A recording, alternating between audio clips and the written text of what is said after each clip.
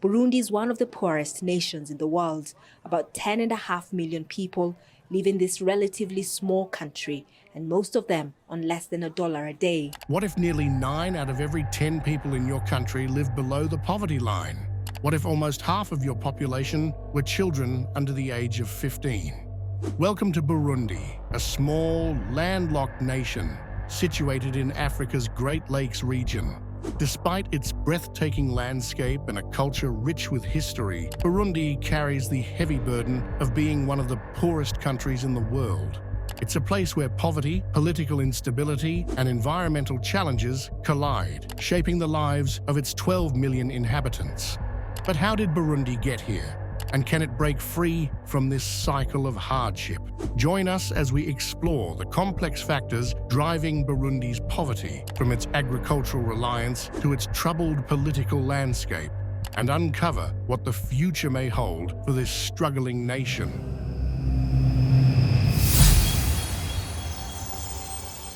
Burundi's history is shaped by a long legacy of colonialism, conflict, and ethnic tensions. Before European colonization, it was part of the ancient kingdom of Burundi, ruled by the Mwami. In the late 19th century, the region was colonized by Germany and later by Belgium, which paired Burundi with Rwanda as part of Rwanda-Urundi. Belgian rule deepened divisions between the Hutu majority and Tutsi minority, creating the foundation for ethnic tensions that would later erupt into violence. Although Burundi gained independence in 1962, it struggled with political instability, assassinations, and ethnic conflict. This culminated in the Burundian Civil War from 1993 to 2005, which claimed over 300,000 lives. Despite the 2005 peace agreement, the nation has struggled to fully recover from its turbulent past.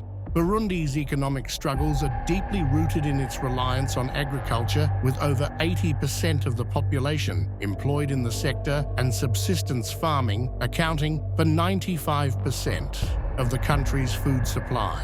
Coffee and tea are the primary exports, but the agricultural sector remains vulnerable to fluctuating commodity prices, climate change, and limited access to modern farming techniques, resulting in low productivity. Despite agriculture's importance, Burundi continues to face widespread food insecurity, with 43% of the population suffering from food insecurity and malnutrition. Most Burundians rely on a diet of tubers like sweet potatoes and cassava, leading to significant micronutrient deficiencies and widespread chronic malnutrition, particularly among children under 5, many of whom suffer from stunted growth due to a lack of essential vitamins and minerals. One of the unique challenges Burundi faces is its rapidly growing youthful population.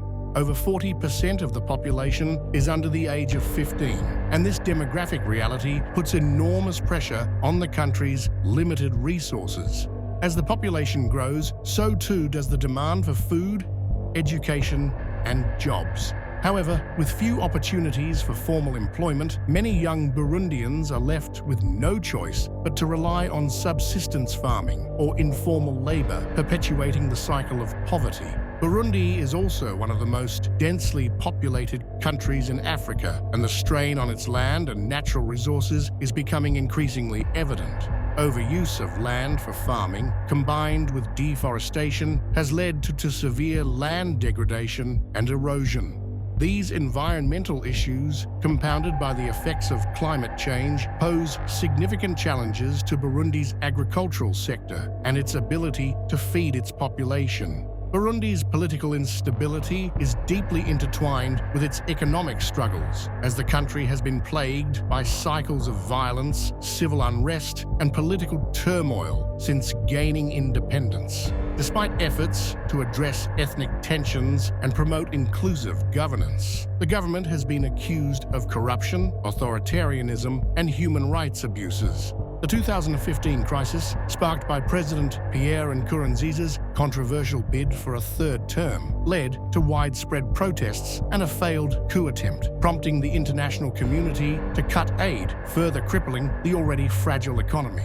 Though Nkurunziza's unexpected death in 2020 and his successor, Evariste Ndayishimiye, have promised reforms, the political situation remains volatile, with past conflicts and ongoing tensions making it difficult to implement meaningful changes. Widespread corruption and lack of accountability continue to hinder efforts to improve governance, attract foreign investment, and reduce the country's dependence on foreign aid for basic services and infrastructure. Burundi's vulnerability to climate change is a major factor in its status as the world's poorest country, with its economy heavily reliant on agriculture, making it especially susceptible to disruptions in weather patterns. Increasing temperatures, erratic rainfall, and more frequent extreme weather events threaten the already fragile agricultural sector, while farmers, lacking access to modern farming techniques, irrigation systems, and the financial resources for more resilient crops, struggle to adapt. This has led to chronic food insecurity, with nearly 43% of the population suffering from hunger and malnutrition. Additionally, deforestation, soil erosion, and biodiversity loss, driven by the clearing of forests for farmland and firewood, further degrade Burundi's natural resources, exacerbating the effects of climate change. Without urgent action to address these environmental issues, Burundi's agricultural productivity will continue to decline, pushing more people into poverty and deepening the food crisis. Burundi's healthcare system is among the least developed in the world, and access to basic medical care is limited, especially in rural areas.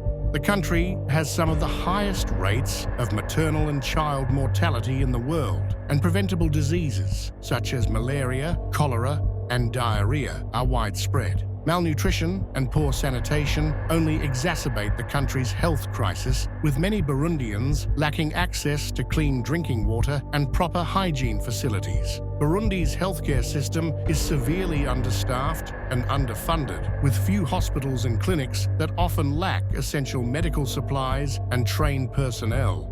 The doctor-to-patient ratio is among the lowest in the world, forcing many healthcare workers to seek better opportunities abroad. Feel if I'm far away from a patient who needs my help, I really feel bad. International organizations and NGOs provide crucial healthcare services, but the demand far exceeds available resources. While the government has made efforts to improve healthcare access, significant investment in infrastructure and medical training is needed for meaningful progress. And without these efforts, the situation is unlikely to improve in the near future. Despite being the poorest country in the world, the people of Burundi continue to endure, driven by a hope for a better tomorrow. But to turn that hope into reality, the country must overcome its deep-rooted challenges and forge a path towards sustainable development. Only then can Burundi begin to rewrite its narrative from one of poverty and hardship to one of growth and opportunity. Subscribe to Truth, Revealed to stay intrigued and informed.